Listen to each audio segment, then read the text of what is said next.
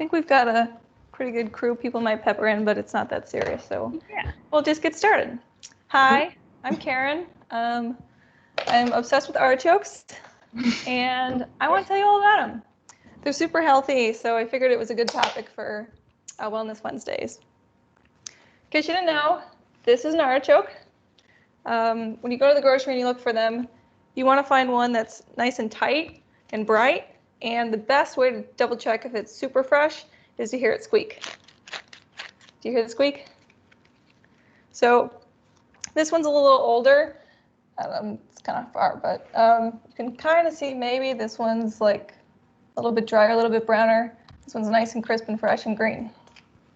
Artichokes are good for your heart. They're good for your liver. They're good for your digestion. They're good for your immune system, blood pressure, and bones. And it's the #1 vegetable in antioxidants. So it's good for, warding off cancer and all those bad things. One artichoke has 6 grams of fiber, 4 grams of protein.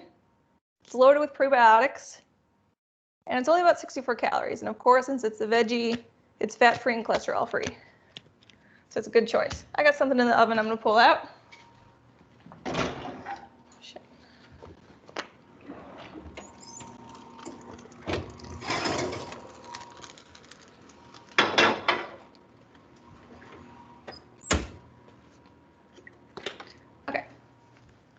So we know how to pick an artichoke from the grocery. Once you get it, you have about 5 days to keep it in the fridge until you have to use it. There are a number of ways to prep it. Most of you have actually probably seen like the marinated artichokes, the ones that are a little more yellow and small and in the jar. You get those on pizzas, you put those in the dips and things, but this is really where it's at. This is where all the health benefits are and the flavor. Oh my God, it's so good. So to prep a fresh artichoke,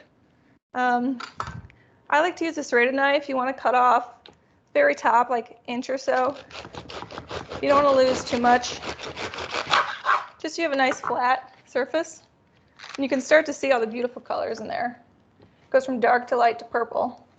Because an artichoke is actually the bud of a flower. It's the bud of a flower in the sunflower family, so it's actually a thistle. And that's why you'll have these little spiky leaves, because it's a thistle.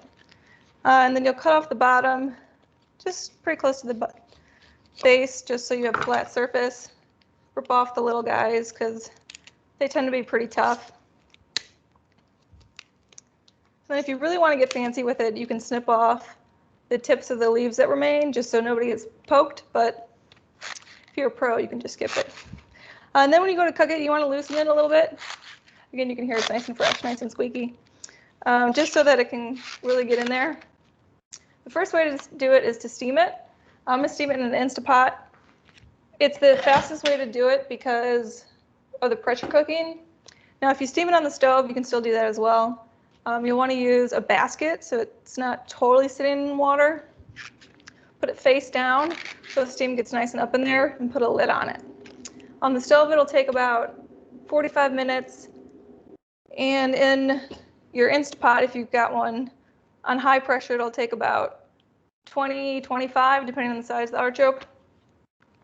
So there's obviously some time saving there. So you'll put about a cup of water in here. Again, put the artichoke face down. Seal it up. Make sure it's not venting, so it's nice and pressurized.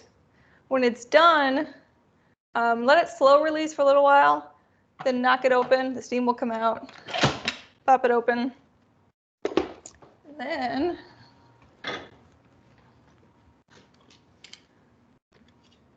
nice, delicious artichoke. And so you know it's done when you can easily slide a knife into the bottom, right by where the stem was. And so that makes everything really, really tender to eat. The way of eating an artichoke is kind of interesting because you don't eat the whole leaf, unlike the marinated kind. You pull out a leaf, and the part that was towards the center is really the good part. It's really tender once you cook it. You have to scrape it off. I use my bottom teeth. I think it's easier.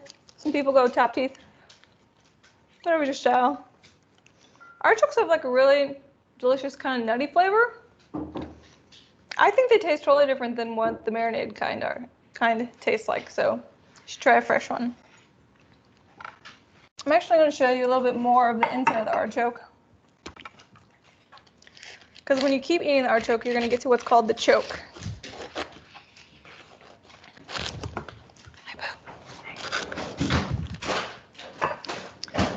So look at that. Now you can really see, hopefully, that it is the bud of the flower. So this is the flower that hasn't bloomed, and it's really prickly, and it comes out not so fun. So you don't eat this very center part, but the very bottom of it is what's called the heart, and that is the prize for doing all the work of cooking and eating the outer leaves and cleaning out this choke and then eating that. That is the most delicious part.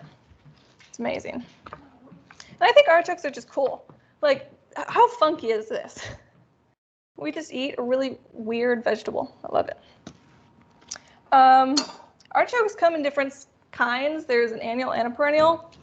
You probably won't be able to tell the difference in the grocery, but perennials, I believe, are the more pointy shape, and the annuals are more of a globe shape. I prefer the annual. I think it's a little bit more nuttier flavor, but they're both super delicious. Okay, so now I'm going to throw this stuff away.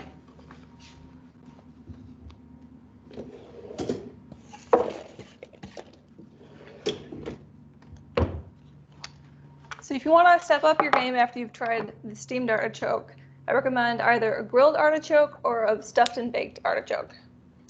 So let's do the stuffed and baked. If you plan on doing either of these, you want to undercook it just a little bit, knowing that you're going to cook it further in the next method. So I've got a pre-cooked artichoke here. For the baked one, I like to use, what's her name? Giada de la Renta's recipe for gorgonzola stuffed artichoke with herbs. The beautiful thing about cooking is that you don't have to be super precise like baking, so I'm gonna just sort of fly through this with imprecise measurements. But if you want to get really technical, you can look up the recipe from Giada. So first, with your cooked artichoke, you're gonna want to scoop out that choke from the very center. You also want to do this once the artichoke is cool. It'll make it a lot easier and the artichoke to sit together. So there you can see it came out real nice and easy. Now you got this nice center for all that cheese goodness. Okay, and this is going to go in Pyrex, so let's put that there now. And what goes inside is gorgonzola cheese or blue cheese, whatever you have. It's good.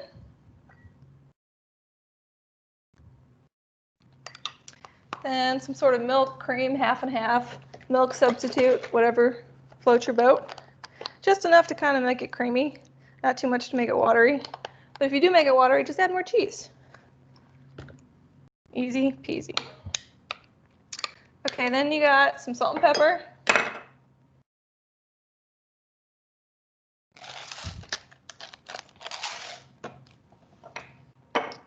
Some thyme. I have dried thyme. I love thyme in this. I think it's my favorite flavor. And then some parsley. So I've got fresh parsley.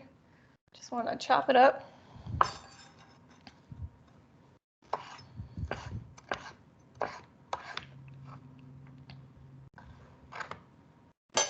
Oh, and before you do this, you should preheat your oven to 400 degrees. I'm not really going to bake this one right now, so it's not on, but I did just pull it out of the oven if you saw me earlier. So we've got that. We can't forget the garlic. The garlic is so good. So I always use fresh garlic. I think it makes a world of difference than the minced stuff. Quick tip for peeling it, as you saw, you just smash it with the knife blade, and the skin should just kind of peel away. Now you got a nice bulb. If you got a garlic press at home, super easy. Stick that bad boy in there and squeeze. And then just scrape off what comes out. If you don't have a garlic press, no big deal. Just cut it up, mince it up, put it into little slices, whatever. Float your boat. Okay, so we've got the cheese, the cream, parsley, the thyme, salt and pepper, and the garlic. Mix it all up. Throw that in there. Kind of get it in between some of the other leaves, not just the center.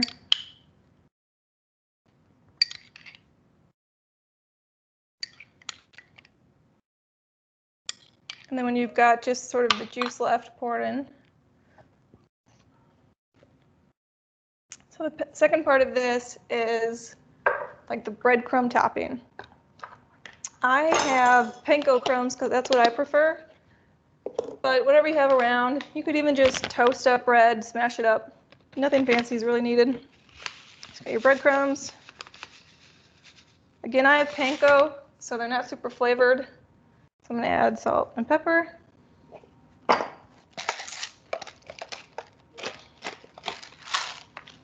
And then some parsley. Hopefully you have some left.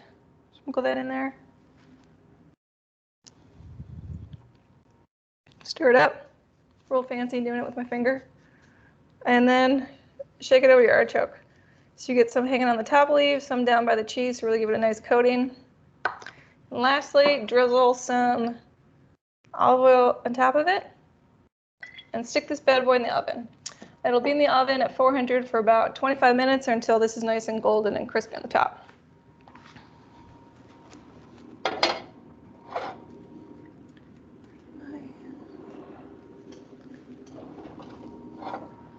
So this one I made earlier. It is so good. I can't wait to have it for dinner. You can see it's nice and golden on top, hopefully. The lighting is working. I don't know.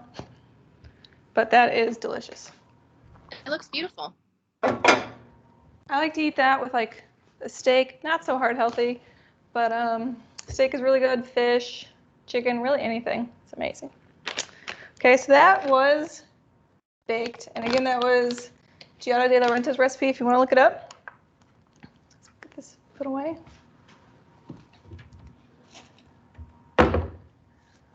So before I show you the last way, I want to tell you something crazy about artichokes. Artichokes were actually illegal. In the state of New York City, LaGuardia, when he was mayor, in 1935 outlawed the possession, the sale, or the display of artichokes. Now he did this because the mafia had taken over the artichoke game. They'd even created an artichoke war, believe it or not, in California. So they were taking over the growth and distribution and trafficking of artichokes. And they were doing it at such a racket, they were making $330,000 a year selling artichokes by really stiffing the farmers and then selling them at a huge markup in New York and the Northeast coast where Italian immigrants were just dying to have them. So that's pretty crazy. So this is a badass vegetable. Okay, let's do grilled. So you've got your pre-cooked artichoke. It's a little undercooked because it's going to go in that hot grill. You really want this one to cool down the most. It's going to make it a lot easier. Put it face down so it's nice and level. You're going to cut it into quarters or just in half, depending on how much it falls apart. So let's just do half here. This part's never easy. Again, you want to take out that choke part. And so that's going to be things that are still purple. And then the fuzzy part. So there's kind of the fuzzy part. So here's it before I took it out. Here's it after. It's falling apart already. No big deal. It's still going to be delicious. And put that in a bowl. So what we're going to do is we're going to make a marinade. And optimally, you're going to let this sit in the marinade for 2 to 4 hours before putting it on the grill. So in that marinade, again, super rough measurements because don't stress out what you're cooking. You got olive oil. You wanted to get on everything, so good healthy portion. Balsamic vinegar.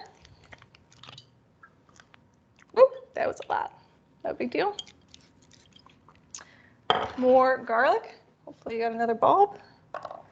Again, just smash it, peel it.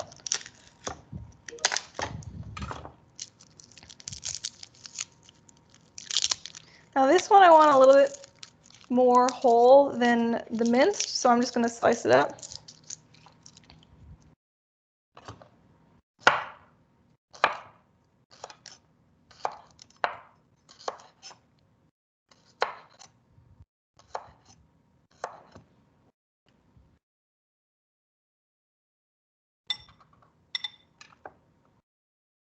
Now we want some more fresh parsley.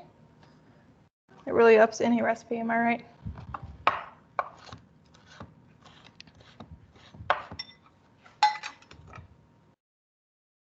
And now salt and pepper, of course. What recipe doesn't have that?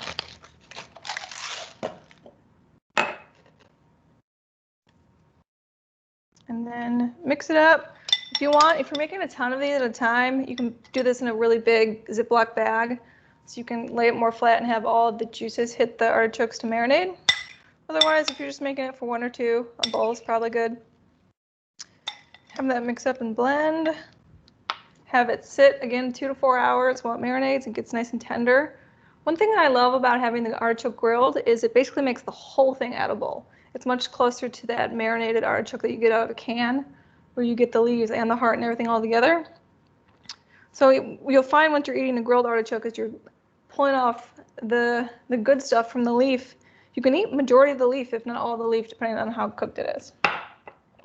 So you'll cook it on a grill that's preheated to medium high heat for about 5 minutes. You want it to get nice and charred. Not too crazy, but to each their own. And it will come out something like this. Of course, I ran out of propane before it was really nice, and I like the black stuff. I like it when it gets that char and that delicious grilled flavor, but this will also be delicious. So if you went with the simple route, or either of these, you might want to dip. 2 super simple ways to do that. Number 1, which you can't fail, butter, salted butter. You just put in a tablespoon, maybe 2, per artichoke. Depends on how much butter you like. I like a ton of butter. You microwave this slowly, like 10 seconds at a time, so it doesn't explode all over your microwave until it's nice and melted. Or what my husband actually introduced me to is curried mayonnaise. So again, couldn't be simpler. You get your mayonnaise, squeeze it out. That's the lovely sound effect. And then you're just going to add curry powder until it's a nice golden color and mix it up along the way. It's best to do the curried mayonnaise before you cook the artichoke, just so it has more time to blend the flavors. But this is really my go-to now. It used to be butter. Now it's the curried mayonnaise. Because I really like the curried mayonnaise and the other things I eat. A lot of times when I do steamed artichoke, I do it with also asparagus and salmon, or like grilled ahi tuna if you want to get real fancy. But this also is really delicious with fish or the asparagus. You got your grilled artichoke or your steamed artichoke. Dip it in your favorite dip. Pull the bottom off with your teeth. It's delicious. Grilled, and somewhere there was a stuffed. It's back over there. Got any questions?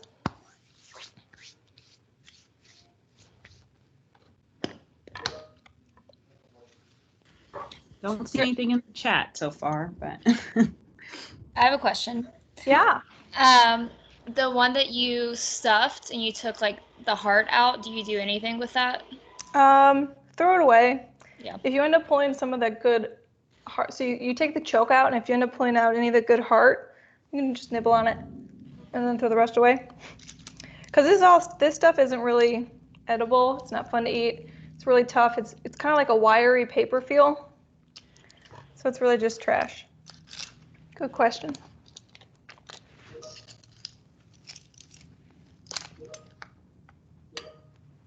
Get the stuffed one. Of course, the grilled and the stuffed ones take a lot more time. You have to have that extra step, extra ingredients, but I think it's well worth the reward. I can't wait for dinner. I know. I was going to say, is everybody hungry now? Because I'm super hungry. Starving. Caryn, this was so insightful and well done. Also, your kitchen is beautiful. Thank you. Right? I was like, are you in a professional kitchen? What's happening here? Truly. We just moved in. It's great. It's good timing.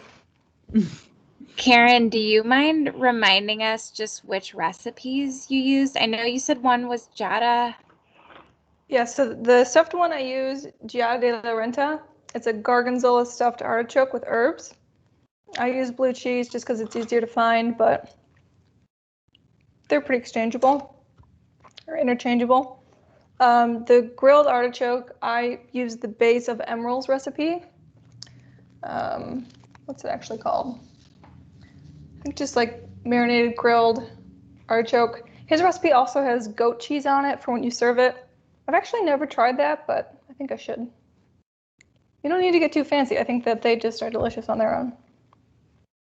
And if you've ever seen the actual flower of an artichoke, it's this crazy purple flower. It's got all these things going around. It's pretty wild. The majority of artichokes are grown in Monterey, California. It's the artichoke capital of the world. And they have an artichoke festival every year except this one.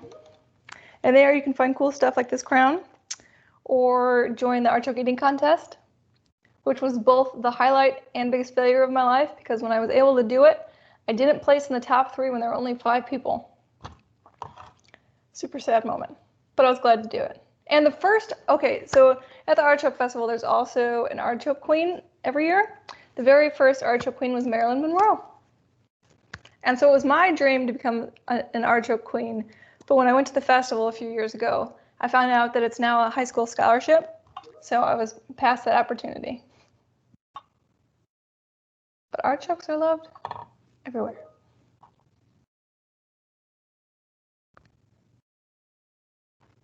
I'll just keep eating. You're getting a lot of love in the chat. But they're saying you are the artichoke queen, at least here. Thank you. So I guess another question. So you said when you're looking at the grocery store for it, you just kind of want to know if it's a good one if it has the squeaky sound, right? Yeah, squeaky sound's a good indicator. Some of the drier ones will still squeak a little bit, but I think you can tell if you like hold 2, which one squeaks more. I think you can just kind of start to see that it gets dry when it's not its best. Although there is an artichoke that looks like it's not great, that's one of the most prized artichokes. It's called a frost-kissed artichoke, and so in the winter, when it actually drops low enough in the northern region of California, the artichokes will get a bit of a frost kiss, and it'll damage the leaves a little bit. So in the winter, you might find a frost-kissed artichoke, and it has a really unique flavor. It's even more nutty, it's even more rich. So those are a prize to find. But they're not necessarily dry, they're just frost-kissed. Got it. I got a couple other questions. Well, one, also, if you were to go buy this at the produce thing, how long would it last, like in the fridge? Do you need to cook it right away, or? I'd cook it within 5 days. Okay. And I would keep it in the fridge once you have it. Got it. To keep it from drying out. And then Jeanette asked, what's your favorite pairing with artichoke? Steak, seafood, or is it? Either steak or seafood. I don't eat a lot of red meat, but when I'm in the mood, I always pair it with an artichoke. I make it all the time with grilled ahi tuna. It's one of my favorite, just with chicken and couscous. That's great. They're super easy to pair. Although if you're pairing it with wine, you want to avoid Chardonnay. Chardonnay has a flavor profile that just kind of ruins the whole thing, so skip that part. And artichokes, these were $2 each at Whole Foods. I cleaned them out, but they'll range from like 80 cents if you find a really good deal. They're probably pretty small, or they'll go up to like $4 if they're having a shortage. Right now they can grow artichokes all year round, so you're in a pretty good spot now. They used to be very seasonal, but now you can get them whenever, which is cool. Cool. All right. Anyone else have any questions? This was really cool. And there's cool artichoke plates. So this right here, it's got a like divot in it where the artichoke sits, and then this would be for your dip. And when you serve artichokes, you also want to keep in mind to put out a bowl or something to just grab the leaves you've eaten. So you have like a receptacle. Keep it kind of nice. People ever fried these? Just random. Oh yeah. Okay. I don't fry them at home. I think frying at home is a little too messy, but that's like the number one thing you can get at the Artichoke Festival. Okay. They're delicious, though. Italian restaurants will serve fried artichokes or fried baby artichokes sometimes if you find a really authentic one. Those are great. The first time I went to Italy, I went to Florence, and the first thing I ate was fried artichokes. I was like, this is my welcoming to Italy. It's great. Everything tastes better there, I'm sure. Yeah, it does. If you have a chance to go, you gotta go. Yeah. Okay. Well, We blew through that. I know. Well, good 30 minutes. If anyone has any additional questions, we can ask them. But other than that, I mean, you can just check out all the love you got in the chat, and we can go from there. And hopefully, maybe you guys can share recipes or maybe photos of how you cooked it later on in the chat. I'd love to see photos if you guys try it out. And and if you have recipes that you've been doing, Caryn, if you want to send those in the chat too, that'd be awesome. I have one more tip to leave you with. If you're serving it to guests that you really want to impress, one thing you can do before you cook it is slice a lemon and rub it over it so it won't brown. Like you can see, this one I cut when we started is oxidizing and getting a little brown. So that'll keep it nice and green and bright for when you're done with it and serve it. Great aesthetics. Yeah. That's great. All right. Well, you guys, happy cooking. Hopefully you guys enjoyed this. I think this was really cool. I pass you the crown. Okay. Good luck. All right. Thanks, Caryn. guys. Thanks, everyone. Thanks, Caryn.